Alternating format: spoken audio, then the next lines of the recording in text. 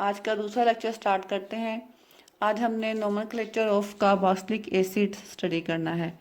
Carboxylic acids बहुत important class है organic compounds की। इसको हम जनरल फार्मूला RC++OOH से शो कर सकते हैं। इसमें R कोई अल्काइल ग्रुप भी हो सकता है या सिंपलेस्ट एसिड में ये हाइड्रोजन हो सकता है।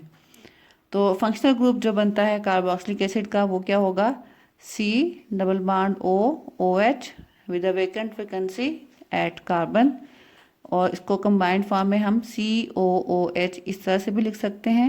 And this group is called as carboxylic group. This functional group, इसका नाम क्या होगा, कार्बोक्सिलिक ग्रुप। रूल्स देखते हैं। कार्बोक्सिलिक एसिड्स की नेमिंग करते वक्त हमने जिन रूल्स का ख्याल रखना है, नंबर 1 सेम है, that find out the longest carbon chain including the carbon of carboxylic group. जो आप लॉन्गेस्ट कार्बन चेन सेलेक्ट करेंगे उसमें ये C++O ये वाली कार्बन का होना ज़रूरी है। The name of the carboxylic acid is given by replacing E by oic acid, OIC, oic acid of the name of alkanes based upon the longest carbon chain. जो आप लॉन्गेस्ट कार्बन चेन सेलेक्ट करेंगे उस longest carbon chain के लिहाज से आपके compound का जो नाम बनेगा, जैसे प्रोपेन या ब्यूटेन, तो उसका आखिरी ई हटा के आप वहाँ पे OIC, ओइक एसिड लगा देंगे। उसके बाद नंबरिंग आपने उस साइड से करनी है कार्बन चेन की जिस साइड से कार्बोक्सिलिक ग्रुप मौजूद होगा। जिस साइड पे कार्बोक्सिलिक ग्रुप होगा उस साइड पे आपने नंबरिंग शुरू करनी है। जैसे ये देखें, राइट साइड पे कार्बोक्सिलिक ग्रुप है तो हमने राइट साइड से नंबरिंग शुरू की है। और एक और चीज़ इसका आपने ख्याल रखना है कि कार्बोक्सिलिक ग्रुप की कार्बन को आपने नंबर 1 देना है। यहाँ पे भी एल्डिहाइड वाला केस है। जिस तरह से एल्डिहाइड्स में फंक्शनल ग्रुप की कार्बन हमेशा एक सिरे पे, एक टर्मिनल पे मौजूद होती है, same is the case with carboxylic acid. यहाँ पे भी ये फंक्शनल ग्रुप जो है, कार्बोक्सिलिक फंक्शनल ग्रुप हमेशा एक सिरे पे होगा, यानी कि पोजीशन नंबर 1 पे होगा। तो इस कार्बोक्सिलिक कार्बन को हम हमेशा नंबर 1 देंगे और आगे फर्दर नंबरिंग स्टार्ट करेंगे। तो इसका कार्बोक्सिलिक एसिड्स की नेमिंग करते हुए भी हमें फंक्शनल ग्रुप की पोजीशन को शो करने की ज़रूरत नहीं पड़ती। जैसे पॉइंट 5 में लिखा हुआ है, the prefix is no prefix is necessary to locate the position of carboxylic group because it is always at position number 1। और अगर आपकी चेन में कोई सब्स्टिट्यूएंट्स यानी कोई ब्रांचेस लगी हुई हैं तो फिर आपने पहले सब्स्टिट्यूएंट की पोजीशन, फिर उस सब्स्टिट्यूएंट का नाम और उसके बाद फिर आपने मेन चेन का नाम शो करना होगा। अब हम कुछ एग्जांपल्स देखते हैं कार्बोक्सिलिक एसिड्स की। सिंपलेस्ट कार्बोक्सिलिक एसिड जिसमें सिर्फ एक कार्बन होगी और ये वही कार्बन है जो कि कार्बोक्सिलिक ग्रुप की कार्बन है, क्योंकि यहाँ पे अल्काइल ग्रुप की जगह पे हाइड्रोजन अटैच है। This compound containing only 1 carbon. Methane से इसका नाम होगा मीथानोइक एसिड। मीथेन का आखिरी ई हटा के हमने वहाँ पे ओइक एसिड लगा दिया तो ये बन गया मीथानोइक एसिड। और इस कंपाउंड का कॉमन नेम जो है वो फार्मिक एसिड है। और ये कॉमन नेम इतना ज़्यादा यूज़ होता है कि फार्मिक एसिड के लिए मिथानोइक एसिड का नाम शायद ही कहीं यूज़ किया जाता हो, हमेशा इसको फार्मिक एसिड ही बोलते हैं। लेकिन आपसे जब आईयूपैक नाम पूछा जाए तो उसमें अगर आप फार्मिक एसिड लिखेंगी तो वो गलत हो जाएगा। फार्मिक एसिड इसका आईयूपैक नेम नहीं है, आईयूपैक नेम मिथानोइक एसिड है। सिमिलरली नेक्स्ट कंपाउंड जिसमें आपके पास 2 कार्बन्स होंगी, that will be called as ethanoic acid. क्योंकि चेन में देखें 1 2 2 कार्बन है, 2 कार्बन की चेन को हम इथेन कहते हैं, तो इथेन से ये बन जाएगा इथानोइक एसिड। लेकिन इसका भी ये आईयूपैक नेम किताबों में कम इस्तेमाल होता है। एसिटिक एसिड आपने बारहा सुना होगा, इसको हम आम ज़बान में हमेशा एसिटिक एसिड ही कहते हैं, लेकिन आईयूपैक नेम इसका इथानोइक एसिड है। इसी तरह से अगला चेन में अगली कंपाउंड में देखें, चेन आपके पास 1 2 3 कार्बन की है तो it will be called as propanoic acid. Propane से नेक्स्ट 1 2 3 4 कार्बन की चेन है तो ये ब्यूटेन से बन जाएगा ब्यूटानोइक एसिड। उसके बाद ये देखें, एक ऐसा कंपाउंड है जिसमें कुछ ब्रांचेस भी लगी हुई हैं। देखें, नंबरिंग हमने स्टार्ट करनी है कार्बोक्सिलिक एसिड की कार्बन से। 1 2 3 4 5 कार्बन की चेन है।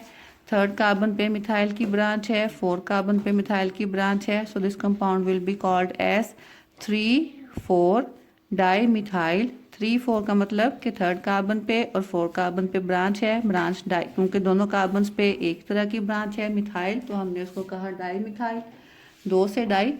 और चेन की लेंथ जो है वो 5 कार्बन है, तो पेंटेन से पेंटानोइक एसिड, ये बन गया आपके पास 3 4 डाई मिथाइल पेंटानोइक एसिड। कुछ और एग्जांपल्स हैं, ज़रा डिफरेंट टाइप के मैंने कुछ एसिड्स लिखने की कोशिश की है ताकि आप अच्छे तरीके से उनको समझ सकें। यहाँ पे देखें Cl CH2 C double bond O OH, 2 carbon की चेन है और सेकंड कार्बन पे क्लोरीन लगा हुआ है, तो ये क्लोरीन एक किस्म का यहाँ पे एज अ ब्रांच हम इसको ट्रीट करेंगे, ये एज अ सब्स्टिट्यूएंट। तो सेकंड कार्बन पे ब्रांच लगी हुई है, तो पहले हम ब्रांच की पोजीशन मेंशन करेंगे, दैट इज़ 2। उसके बाद ब्रांच का नाम वो क्लोरो है, 2 क्लोरो। उसके बाद मेन चेन इथेन की चेन है, तो इथानोइक एसिड, तो ये कंपाउंड बन जाएगा 2 क्लोरो इथानोइक एसिड। और commonly this compound is called as chloro acetic acid. इसी टाइप का ये अगला कंपाउंड है NH2 CH2 COOH, इसका IUPAC नेम आप मुझे लिख के बताएंगे।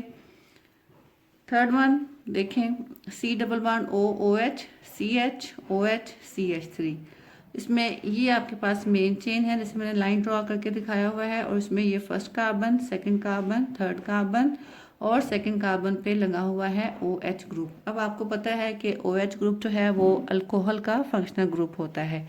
इट मीन्स कि हमारे पास चेन में 2 फंक्शनल ग्रुप हैं, एक अल्कोहल का फंक्शनल ग्रुप और दूसरा कार्बोक्सिलिक एसिड का।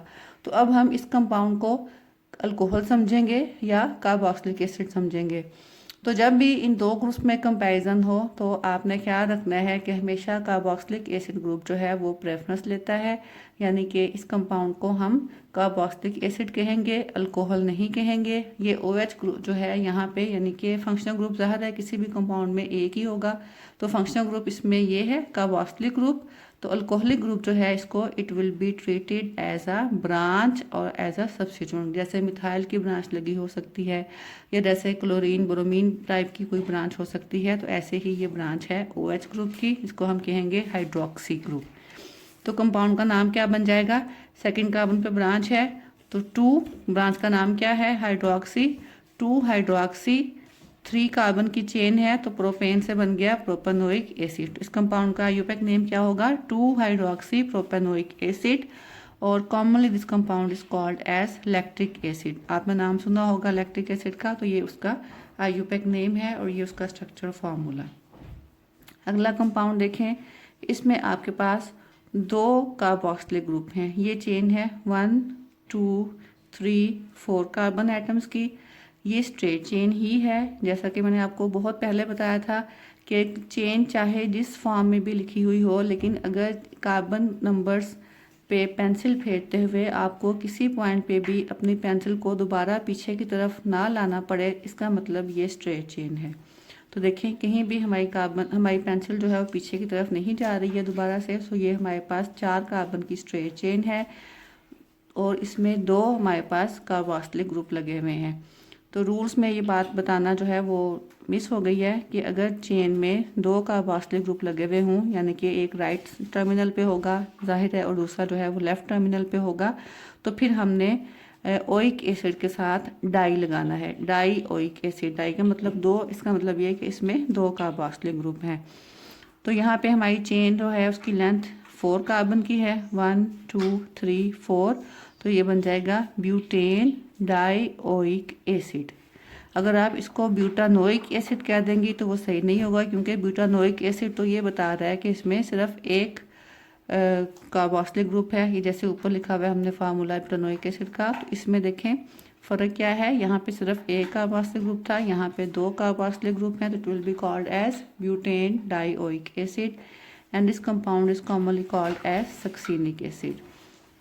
अच्छा, इन एसिड्स के कॉमन नाम जो मैंने लिखे हुए हैं, जैसे एसिटिक एसिड है, formic acid, chloroacetic acid, lactic acid, succinic acid और नीचे मेलेइक एसिड।